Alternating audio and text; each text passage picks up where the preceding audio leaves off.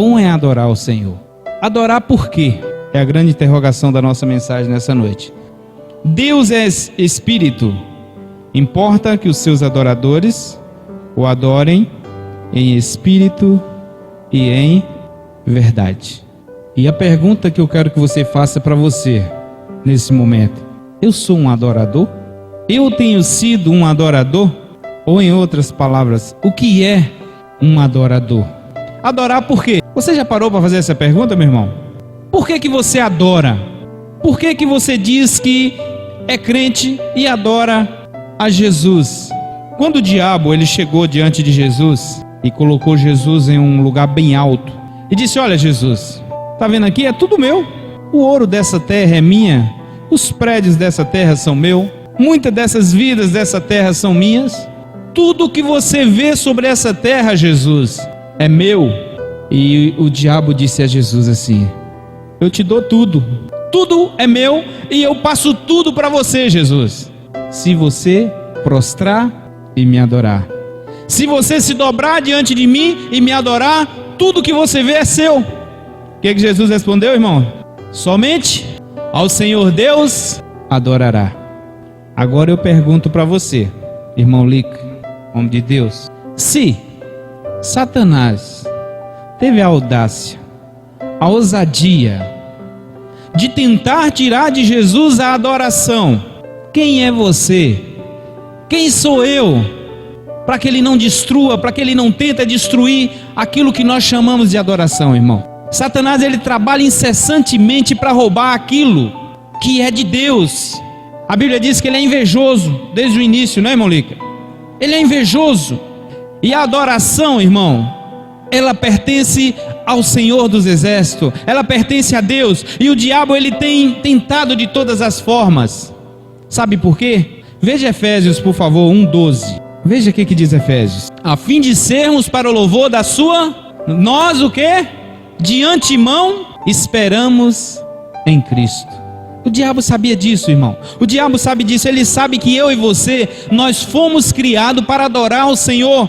E ele tem tentado de tudo para destruir essa adoração, mesmo sabendo disso, e muitas vezes não conseguindo.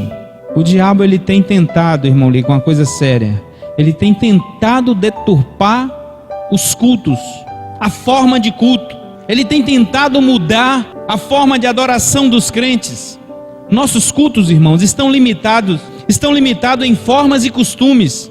Nós hoje estamos mais preocupados com culturas e padrões humanos. Como eu vou falar na igreja? Será que o irmão fulano não vai achar ruim? Como eu vou pregar? Será que aquele doutor não vai achar ruim? Meu irmão, que se dane. Importante você fazer a palavra você trazer a palavra do Senhor. E o que não está acontecendo hoje é isso. As pessoas não estão importando com o que diz a Bíblia. As pessoas estão se importando se eu vou agradar ou não. As pessoas estão se importando se o dízimo vai ser bom ou não.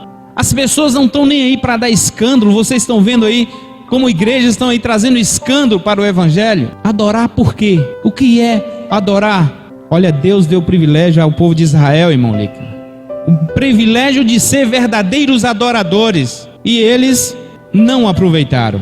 Deus então passa o privilégio para quem? Para nós, igreja. E sabe o que aconteceu? A igreja começou a se envolver com idolatria, com imagens e ídolos. Por favor, irmão ali, obrigado. As pessoas hoje na igreja buscam mais cura do que a vida eterna.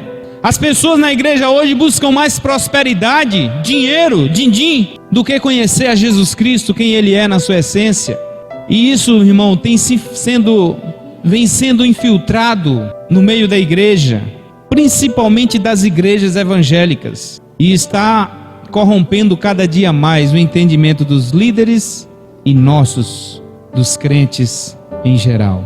Nós começamos a criar templos grandes, bonitos, cada vez maiores, onde as pessoas correm e se refugiam nos templos, esquecendo algo, irmão Lica. Me lembra aqui, se eu tiver enganado, ou qualquer um de vocês, tem quanto tempo, aqui tem muitos novos convertidos, talvez nunca ouviu falar isso. Tem quanto tempo, irmão, que você não ouve falar que você é templo do Deus vivo?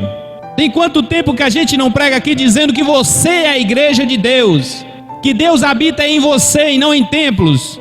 E nós temos construído bonitos templos, temos visto aí na televisão, templos que vai de um quarteirão a outro, da melhor arquitetura possível, e nós temos esquecido isso, que nós é que somos o templo do Deus vivo. 1 Coríntios 3,16, veja o que diz aí: não sabeis vós que você é que é o templo de Deus, que é em você e eu que deve brotar a adoração? Eu vou para a igreja para ver se eu consigo adorar. Que nada, meu irmão, você já tem que estar adorando 24 horas por dia, porque Deus habita em você. Você que é a morada de Deus, eu que sou a morada de Deus. Nós somos o lugar da verdadeira adoração. E sabe o que aconteceu? Nós estamos sendo reduzidos a simples utensílios de templo. Nós estamos sendo reduzidos a pessoas que não passam de mais um no templo, esquecendo-nos muitas vezes do que diz Hebreus 10:19. Por favor, abra e leia. Eu estou usando a Bíblia, irmão, para depois alguém falar: mas Júlio fica falando coisas dele aí. Não, isso é Bíblia, é palavra de Deus. Hebreus 10:19, o que diz aí? Veja a autoridade que Deus colocou em você e que você não está usando, irmão. Portanto, irmãos, temos plena confiança para entrar no Santo dos Santos, pelo sangue de Jesus, por um novo e vivo caminho que Ele nos abriu por meio do véu, isto é, do seu corpo. Aí é branda essa palavra, né? Portanto, irmão, temos o quê? Temos plena confiança. Eu não gosto muito dessa tradução, irmão. Eu gosto quando Paulo diz assim: olha, irmão, tendo, pois, ousadia de adentrar no templo do Senhor, ousadia de se aproximar de Jesus e dizer: Jesus é meu amigo, Jesus é meu irmão, ousadia de poder dizer: olha, eu vou orar por você, Deus vai curar, porque Ele disse que te curava. Ousadia de poder dizer: olha, meu irmão, você pode não ter os melhores bens, você pode não ter as melhores casas, mas você tem Jesus na sua vida, e é mais importante do que o mundo todo. Isso é Bíblia. E o adorador, irmão, ele precisa ser intrépido, ele precisa ser corajoso. Nós somos adoradores, se é que somos, como diz Paulo, se é que o Espírito de Deus habita em mim e em você. Quando Pedro, aquele analfabeto lá, pescador, chega diante do Sinédrio, homens doutos, formados, e que Pedro abre o verbo sobre a palavra de Deus, um vira para o outro e disse: mas espera aí, esse cidadão aí não é aquele pescador, falando com tanta ousadia? Sabe por quê, querido? Porque o Espírito de Deus estava nele. É o mesmo Espírito de Deus que habita em você também. E é isso que eu quero que você entenda nessa noite. Nós somos, ou deveremos ser, verdadeiros adoradores, porque eu e você, nós somos templo do Deus vivo, irmão. E nessa noite eu quero dizer para você que Deus, Ele continua restaurando. Deus não parou no tempo, irmão Lica. As pessoas têm desistido de buscar a Deus. As pessoas têm a situação em que as igrejas estão levando os crentes a viverem, tem sido de tal forma leviana, no sentido de só buscar cura, no sentido de só querer coisas, no sentido de só querer e de nunca dar. Ela tem me esquecido muitas vezes que Deus é um Deus restaurador. Deus é um Deus que restaura, irmão. Deus é um Deus que faz vir coisas que não existem. E nessa noite, você que sabe que é templo do Deus vivo, você que não sabia que é templo do Deus vivo, você que quer que Deus haja na sua vida, trazendo uma mudança, trazendo uma adoração aos seus lábios, colocando em seus lábios um novo cântico, eu quero dizer para você: Deus continua restaurando, irmão. Nós precisamos dar lugar a Ele. Nós precisamos dizer: olha, Senhor, eis-me aqui. E ainda nessa noite nós queremos ver algumas coisas que acontecem com o verdadeiro adorador. Coisas impossíveis acontecem quando nós adoramos, irmãos. 2 Coríntios 10:4, por favor. Esse é o tema da nossa mensagem. Coisas impossíveis acontecem quando adoramos. Porque as armas da nossa milícia não são carnais, mas sim poderosas em Deus para a destruição das fortalezas. Sabe o que eu tenho notado, irmão? Que quando nós falamos em prosperidade, quando nós dizemos para você: olha, você é vencedor, você vai determinar e vai acontecer. Quando nós chegamos para você e dizemos que você vai ser restituído a sua vida, tudo, você grita: aleluia, Jeová, eu quero isso para mim. Mas quando nós chegamos para você e dizemos que para isso acontecer, para essas coisas, como de lá em Isaías 55, né? Essas coisas seguirão aos que creem, acompanharão aos que creem. Que é preciso você lutar, que é preciso você enfrentar uma guerra espiritual, que é preciso você ter uma busca de oração perseverante, constante. Aí você vê o irmão saindo fora. Você vê o irmão dizendo: ah, mas isso eu não consigo. Ah, para mim conseguir essa dádiva eu vou ter que fazer isso, eu não vou conseguir nunca.